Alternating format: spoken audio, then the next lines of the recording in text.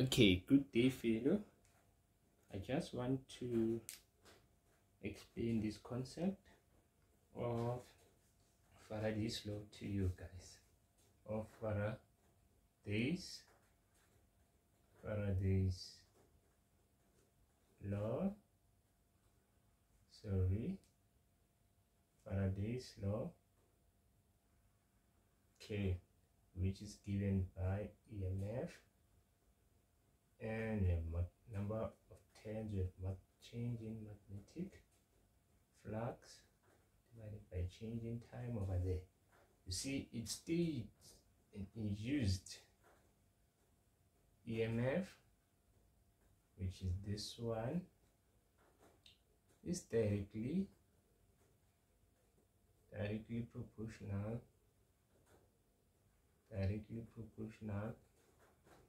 to the rate, which is time, the rate of magnetic flux linkage, magnetic flux, which is this one. You see, let me consider this concept of magnetic flux.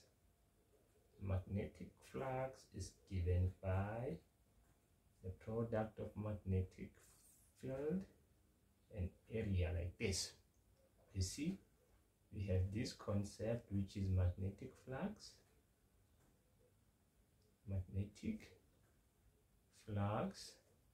We also have this one, which is magnetic field and the area,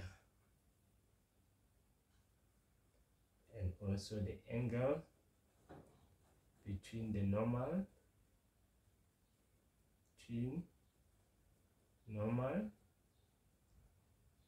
and magnetic field.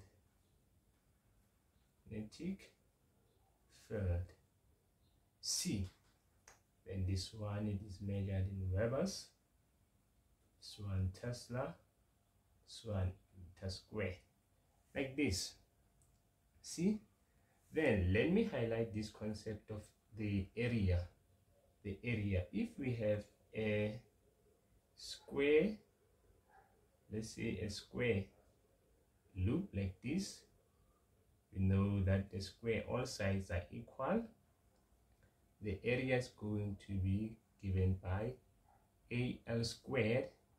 If I have a circular loop like this, we know that from center to the circumference is the circle, so it's the radius. It's going to be pi r squared. The area is going to be like this of a circle. Of a square is going to be like this. Now, we also have what? The normal.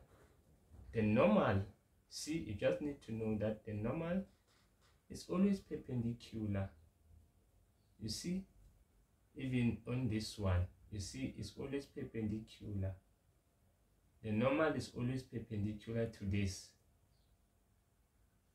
to the loop or to the solenoid. You see, the concept of a normal is always perpendicular to the loop or a solenoid. Just need to keep that in mind. And again, the most important thing that you need to keep in mind is that if the, let's say the loop or the solenoid, say the loop, when the loop is perpendicular, let me do like this. When the loop is perpendicular to the magnetic field,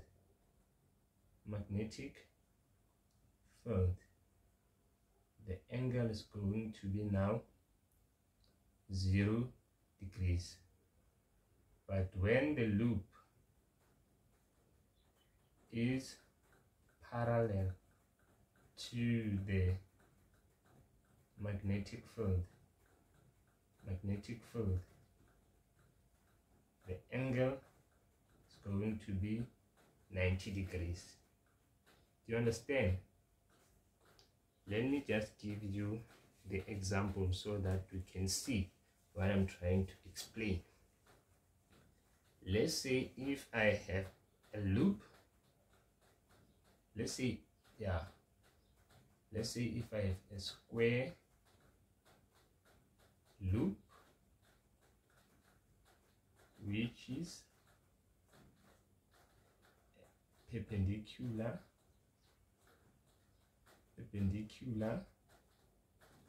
to magnetic field of, let's say, 2 Tesla. The length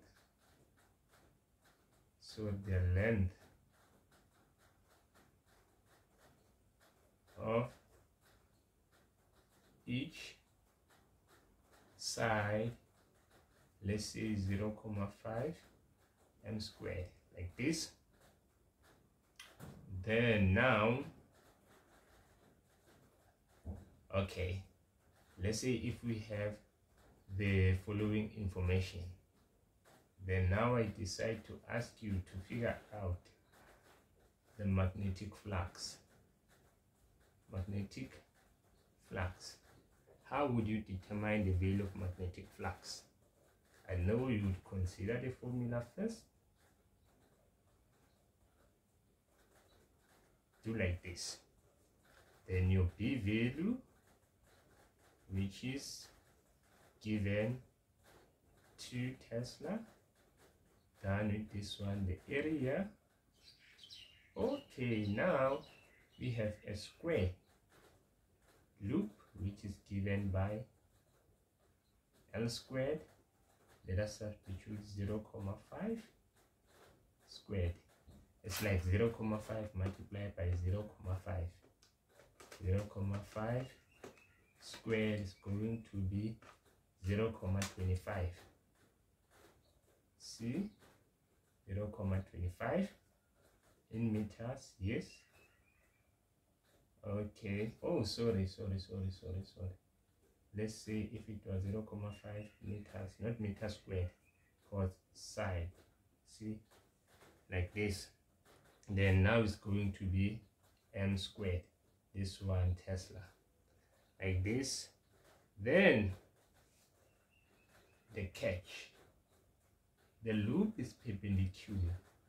When the loop is perpendicular, we said the angle is going to be at 0 degrees. Then let us substitute 2 0.25, like this, 25 cos of 0 degrees. Then we have 2 multiplied by 0.25 cos of 0, we get 0.5, like this. Then Webers. You see, like this. Then what is going to happen if we were to change that perpendicular now and write parallel, like this? How would you solve this question now? We know that magnetic field won't change, it's going to be the same thing. The area each side is 0.5 meters, it's going to be the same. Now the angle is going to change. You see, when our loop is parallel, the angle now is going to be at 90 degrees. Then if we were to change this now, everything from here to here is going to be the same. The only thing that is going to change is the angle. Let's see what is going to happen. 2 0.25 cos of 90, we get 0. Then you write Webers.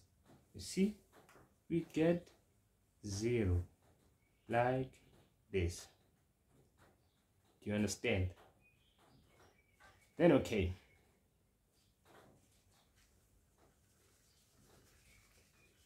bear this in mind